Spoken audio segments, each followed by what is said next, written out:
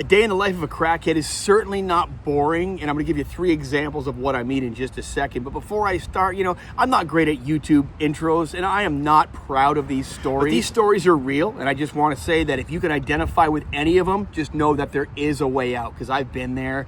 And I know what it is. Now, this first crazy crack story ends with me on an airplane sitting next to my former boss who had to fire me 12 hours earlier. I was a month out of my first ever rehab and I was not doing well. I had relapsed several times on crack and alcohol, but it was January and I was supposed to go down to South Carolina for our yearly North American sales conference. And my boss was like, Kelly, you don't have to come, because he knew exactly what I had been through because I took a month off of work. But I said, no, man, I said, I'm good. I got this, even though I was super, super shaky. I should never have done it in the first place. I remember giving myself the pep talk, Kelly, you're going to go down there, but you cannot drink. And obviously you can't smoke crack. It's a completely different country. Well, I didn't drink. That's the good news. It pretty much took me no time to cave. First night we were there, there's like a hotel party going on. Everyone's drinking, having a good time. I am so uncomfortable. And I'm a crackhead. I can find that stuff anywhere. So I'm like, okay, I'm definitely going to smoke crack tonight. That's what I was thinking. But how? My devious brain started thinking for itself. I went over and talked to a couple of the girls from Credit, struck up a conversation about the city I'm from. I said, well,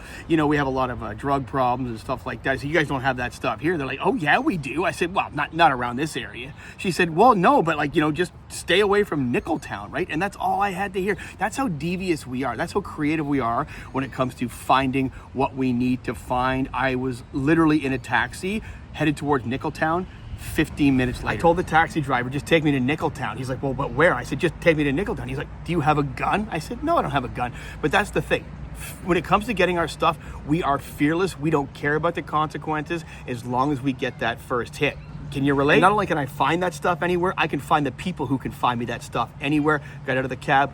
First guy I spotted who looked like he might know what he was doing, I asked him. He asked if I was a cop. I showed him my license. I gave him some money, and he went and he scored for me. And he gave me a little pipe and all that stuff, and I was off to the races. And crackheads, we make friends. That guy was my friend for the next couple of days because things went really, really bad from that moment going forward. Because for me, it was just going to be a 60-piece, and I was going right back to the hotel to go to sleep. I did not want any trouble. It did not work out that way. So midnight comes around, 2 a.m., and I'm like, I gotta go. Now 4 a.m., 6 a.m. Now I'm like, okay, now I know people know that I am missing. So what do? Well, I guess I just got to stay missing. And now I've met a bunch of new friends, and we're going from trap house to trap house, buying stuff. I'm supplying them stuff because I've got some money because I'm getting cash advances on my credit card.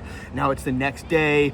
It's hot. I'm sweaty. I haven't showered. I feel like shit. I'm starting to get to the psychosis. And I know work's looking for me. So every person that I'm seeing that I don't recognize as like a member of the trap house, I'm like, oh, that must be an HR person or an undercover cop coming to get me because work reported me missing. Which, by the way, they did report me missing. So that was a legitimate fear. In 48 hours, I spent about $2,000. I ended up on the rooftop of the hotel in complete psychosis because I thought my boss was chasing me. He was not chasing me. Turns out he was actually doing work like he was supposed to, and I'm not as important as I thought I was. However, I obviously got fired for that, which brings us to that awkward plane ride home sitting next to my boss who was forced to fire me because honestly, he was a great guy. That company was a fantastic company. They did no wrong. It was all me. Being an unemployed crackhead really sucks because then you have to get creative on how to earn money to buy your stuff. Crack story number 2 brings me to my second ever rehab. This was a 6-month long program, but it was weird because there was no staff in the house on weeknights or all weekend long.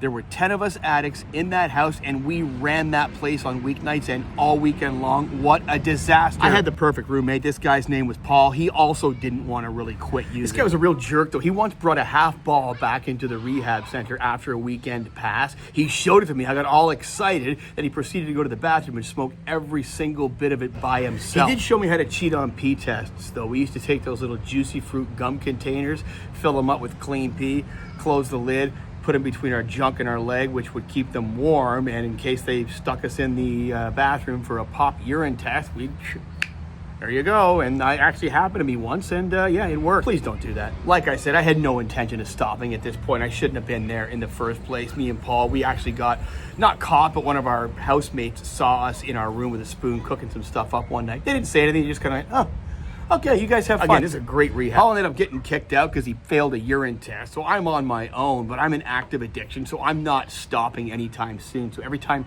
I could come up with some money, I would go over to the little trap house a few streets over and so one Saturday morning, I'm out and I have like 40 bucks and I went and got some and I used it, and now the switch is on and I cannot stop. I will literally do anything to get that next hit. So I thought, okay, the only thing I can think of is I'm going to have to rob somebody. And that's exactly what I did. I swear to God, I'm not a criminal, but that day I was. I found this poor lady walking into a grocery store. I was on my mountain bike. I rode up on her, swiped her purse, and I just kept right on going. So obviously she starts screaming. Obviously I would have done the exact same thing. So a bunch of people get word of what's going on. They start chasing me.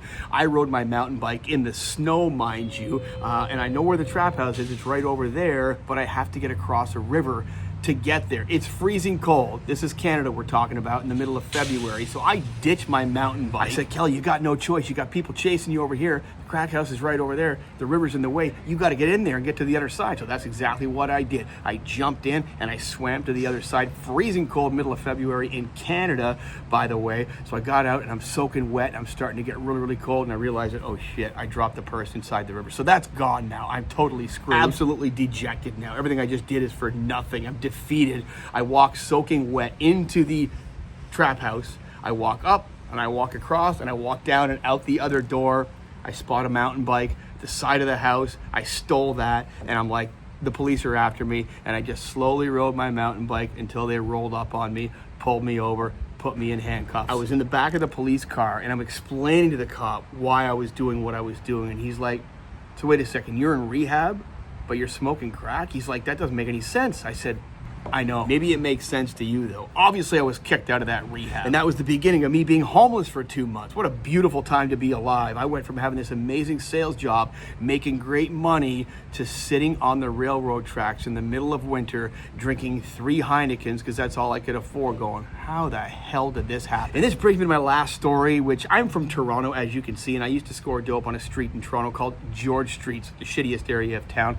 And you go there and you get ripped off, you get terrible counts, you get sold wax. It's just awful. Please avoid that place. And by the way, don't do drugs at all.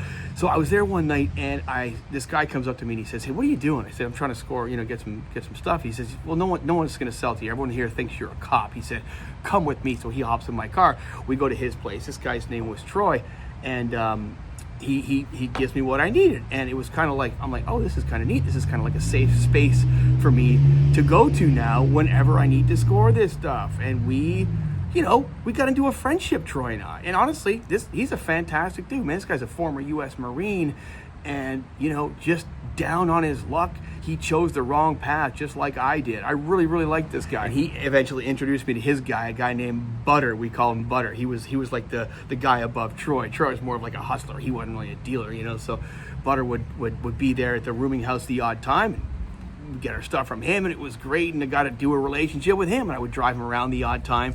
He would do some pickups and drop-offs and stuff like that. He'd throw me a piece. You know how it is. So this went on for about a year. I'm at home one night, and I'm watching the news, and I see Butter's face come up. I said, what's this guy done now? No, he got himself shot. That's what happened. He was at the rooming house with Troy. A couple guys came in to settle a debt, and they ended up throwing 3 or 4 bullets into his chest and killing him right there. And I found out the debt was about $200. Can you imagine that, taking a life for $200? Here's the thing. I understand the whole deal now. I understand that drug is so ridiculously addictive that we will do things that we would never do if the drugs were not a part of the equation. Now, Butter was a dealer. I understand that. But when you're in that lifestyle, you don't judge each other for what you're doing. You might rip each other off, and we did that quite often, of course. That's just the way we are.